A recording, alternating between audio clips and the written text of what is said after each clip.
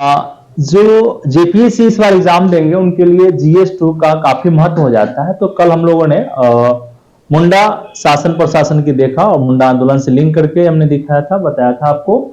और अभी जो दूसरा जो मेरा चैप्टर है नागवंशीय शासन व्यवस्था, नागवंशीय शासन व्यवस्था, तो इसके बारे में एक बेसिक जानकारी के साथ साथ हम लोग चैप्टर तक बढ़ने का काम करेंगे। तो जो झारखंड का एरिया है, रांची वाला एरिया है, उस क्षेत्र में आप देखेंगे खासकर इस एग्जाम के दृष्टिकोण से कि प्राचीन काल, मध्यकाल और आधुनिक काल में नागवंशीय शासन व्यवस्था का चर्चा आपको इतिहास के पुस्तकों में दिखाई पड़ा होगा। तो बात करते हैं जेपीएससी जो सिलेबस डिजाइन किया तो वहीं पे हम लोग बात करेंगे। तो सर्वप्रथम आप देखेंगे कि नागवंशीय शासन का जब बात करता है, यह छोटा नागपुर क्षेत्र, रांची के क्षेत्र में लोग प्राचीन काल, मध्यकाल और आधुनिक काल तक शासन कर रहे थे, ब्रिटिश पीरियड तक शासन कर रहे थे। शासक वंशों की एक लंबा इतिहास आपको दिखाई पड़ेगा इसमें। तो इस वंश का जो संस्थापक है फनी मुकुट राय, क्या नाम है? फनी मुकुट राय है जो इस वंश का पहला शासक जाने जाते हैं। और इनका शासन व्यवस्था रांची के क्षेत्र पर था, रांची के क्षेत्र पर शासन व्यवस्था था। ऐसा माना जाता है कि क्षत्रिय लोग थे, लेकिन यह क्षत्रिय न होकर यह गोंड जनजाति का शासक थे, गोंड जनजाति से जुड़े हुए थे। तो यह भी ध्यान रखिएगा। तो यह जो है आप इस नागवंश के जो शासक हैं, आपको आरा भोजपुर, बिहार के आरा भोजपुर के क्षेत्रों तक भी शासन आपको दिखाई पड़ेगा। लेकिन यहां जब बात करते हैं एग्जाम के दृष्टिकोण से, तो पहला कि फनी मुकुट राय इस वंश के संस्थापक है, पहला ज्ञात शासक माना जाता है, जिन्होंने अपनी राजधानी सुतियाम्बे को क्या बताया, बसाया है? सुतियाम्बे, याद रखिएगा कहां पे? सुतियाम्बे को बताया है। आगे चल के कई शासकों ने अपनी राजधानी को ट्रांसफर करने का काम किया है, जिसे एक आगे चल के शासक है उसने चुटिया बनाया है, रातू को भी बनाने का काम किया है।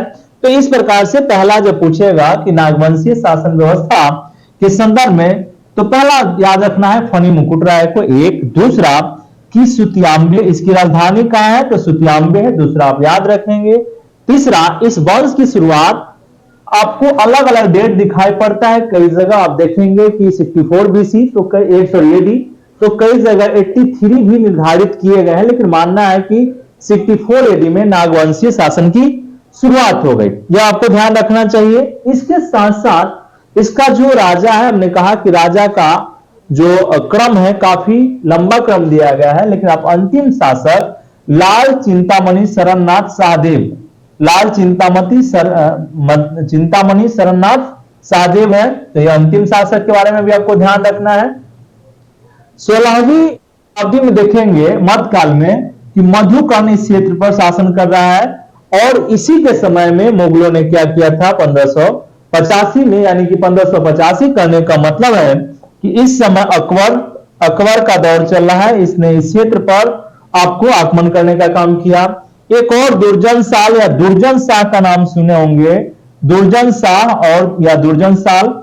यह क्या है कि इस क्षेत्र से मुगलों को नजराना मिलता था। तो कई बार क्या होता था कि यह शासक नजराना समय पर पेश नहीं कर देते थे, नहीं देते थे, जिस कारण से मुगल शासक क्या करते थे कि इस क्षेत्र पर आक्रमण करते थे।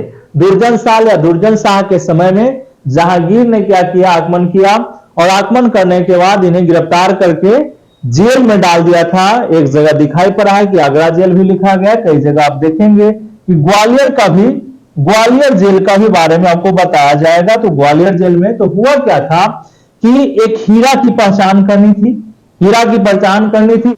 दुर्जन साल ने क्या किया कि उसने हीरा की जो तरीका था पहचानने का, सही तरीके से पहचान लिया गया, इस कारण से इसे छोड़ देने का काम किया। यानी कि प्राचीन काल में जो शुरू हुआ नागवंशीय शासन व्यवस्था, वह मध्यकाल तक चलते हुए हम लोग देखते हैं। इन शासकों का काम था कि मुगल काल में क्या करना था कि टैक्स आप देते रहिए, नजराना, और वह नजराना मालगुजारी के रूप में। तो एक शब्द आएगा कि मालगुजारी, नजराना ही आगे चल के क्या हुआ? मालगुजारी देने का काम करते थे। ठीक है। अब मालगुजारी जो वसूली का काम इन्होंने, नागवंशीय शासक ने अपने शासन व्यवस्था में मालगुजारी वसूली का काम जो इन्हें दिया था, उन्हें पढ़ा के मानकी को दे दिया था। पढ़ा जो पंचायत था, पढ़ा पंचायत था, उसके मानकी को दिया गया था। और मानकी को नागवंशीय शासक में भूईहर कहा गया है। क्या कहा गया है? भूईहर कहा गया। तो ये आपको ध्यान होना चाहिए कि भूईहर ही आप टैक्स या मालगुजारी वसूली करने का काम करते थे, भूईहर। तो यह ध्यान रखना है कि भूईहर शब्द, अब यहां पे आपको भूईहर शब्द आ गया। तो भूईहर का काम था कि मालगुजारी वसूल कर नागवंशीय राजा को सौंप दे, और वह राजा क्या करेगा कि मुगल शासक को टैक्स देने का काम करेगा। यह ध्यान रखने की जरूरत है। आगे चल के जब ईस्ट इंडिया कंपनी, आप देखे होंगे कि बंगाल में प्लासी 23 जून 1757 का वह समय था जो बंगाल में प्लासी का युद्ध हुआ।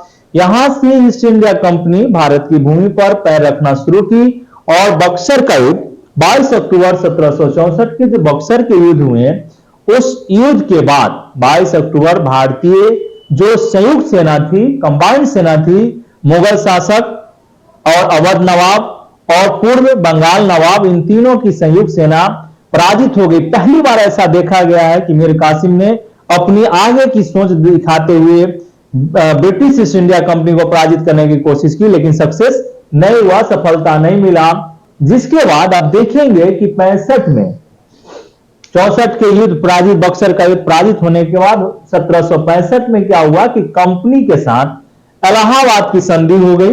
इलाहाबाद की संधि, तो मुगल बादशाह शाह आलम द्वितीय ने क्या किया कि इलाहाबाद की संधि पर हस्ताक्षर किया, और हस्ताक्षर करने के साथ ही आप देखेंगे कि बंगाल बिहार उड़ीसा के क्षेत्र, बंगाल बिहार उड़ीसा, बंगाल बिहार उड़ीसा का जो क्षेत्र था वह ईस्ट इंडिया कंपनी को मिल गया। यहां पे ईस्ट इंडिया कंपनी को दीवानी अधिकार मिलता है कि आप इस क्षेत्र से टैक्स वसूली कर सकते हैं, टैक्स वसूली कर सकते हैं। तब कंपनी का अधिकार हो गया। बंगाल बिहार उड़ीसा जब ईस्ट इंडिया कंपनी के हाथ में आ गया, तो नागवंशीय शासक को पहले क्या करना था कि पटना काउंसिल के प्रति, पटना काउंसिल के रेवेन्यू सिस्टम में चेंज किया गया, इसलिए पटना काउंसिल के प्रति उन्हें उत्तरदायी होना पड़ा। आगे चल के आप देखेंगे कि पटना काउंसिल के साथ साथ जब इस क्षेत्र में, इसी पूरे क्षेत्र में 1793 में, पहले 90 में शुरू हुआ था, आप अस्थाई बंदोबस्ती का नाम सुनिए, अस्थाई बंदोबस्ती। तो 1793 में यह क्षेत्र अस्थाई बंदोबस्ती या जमींदारी बंदोबस्ती 1949 के समय, 1949 इस समय आपको दिखाई पड़ेगा। बंगाल का गवर्नर जनरल है, इसने ही सर्वप्रथम 90 में लाया, लेकिन बंगाल बिहार उड़ीसा के क्षेत्र में क्या किया कि आपको अस्थाई कर दिया, और जब इसे आपको अस्थाई बंदोबस्ती या जमींदारी बंदोबस्ती के तहत लाया गया। अब नागवंशी जो राजा थे वह क्या हुआ कि जमींदार बन गए। पहले राजा थे लेकिन अब क्या हो गए, जमींदार हो गए। एक चीज याद रखिएगा कि अस्थाई बंदोबस्ती बंगाल बिहार प्लस उड़ीसा, बनारस डिवीजन, बनारस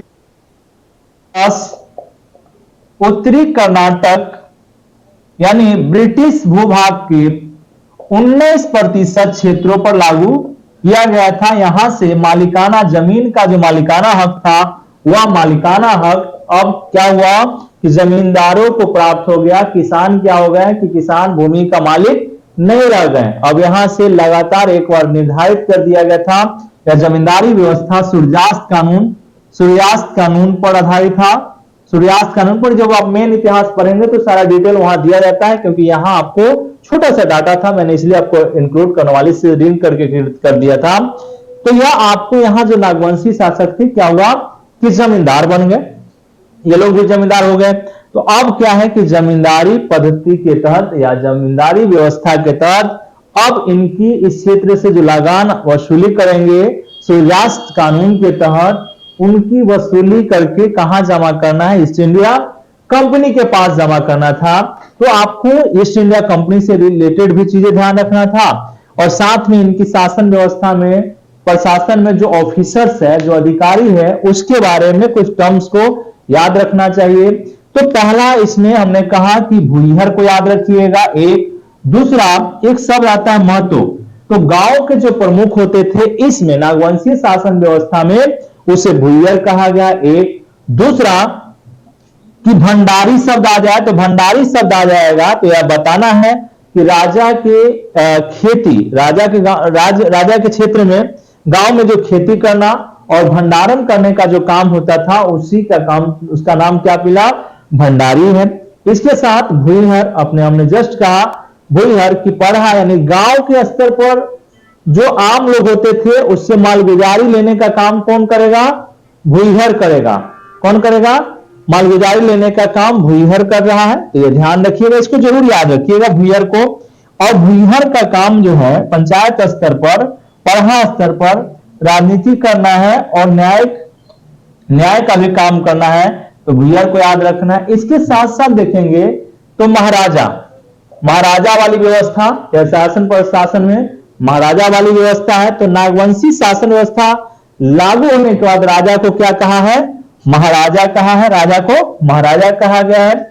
दीवान के पास पूरा वित्तीय अधिकार दिए गए थे। क्या मिला था, वित्तीय राइट्स मिला हुआ था। इसके जस्ट आगे देखेंगे पांडे शब्द मिल जाए तो राजा द्वारा लिया गया कोई भी निर्णय, राजा किसी प्रकार का अगर निर्णय ले रहा है उनके सारे सूचना देने का काम पांडे लोगों के पास था। तो उम्मीद करूंगा कि जो नागवंशीय शासन व्यवस्था है इसको आप इस डायमेंशन में समझ लेंगे। छोटा सा एरिया था, छोटा सा चैप्टर था जो हमने आपको बताया, और उम्मीद करूंगा कि यह चैप्टर आपके लिए एग्जाम के दृष्टिकोण से उपयोगी हो जाएगा। तो ये आपका दूसरा चैप्टर था, चैप्टर नंबर 2 था। और ऐसी तेजी में हम लोग कल, और उम्मीद करूंगा कि एग्जाम से पहले सारा जो जीएस 2 का जो आपका एरिया है उसको मैं कंप्लीट करा दूं कि ये आपको एग्जाम के लिए उपयोगी साबित हो जाएगा। तो आप सबका काम है कि इसको आप सुने और अपने मित्रों में जो जेपीएससी देना चाहते हैं उनको क्या करें कि उनको भी आप शेयर करने का काम करें। तो सारथी फॉर सिविल सर्विस का जो यूट्यूब चैनल है उसे लाइक और सब्सक्राइब करना ना भूलें और सपोर्ट करें ताकि आपको नॉलेज यहां से मिलते रहेगा। बहुत बहुत धन्यवाद। आप अपना ख्याल रखें और अपने एम की तरफ फोकस रखने का काम करें।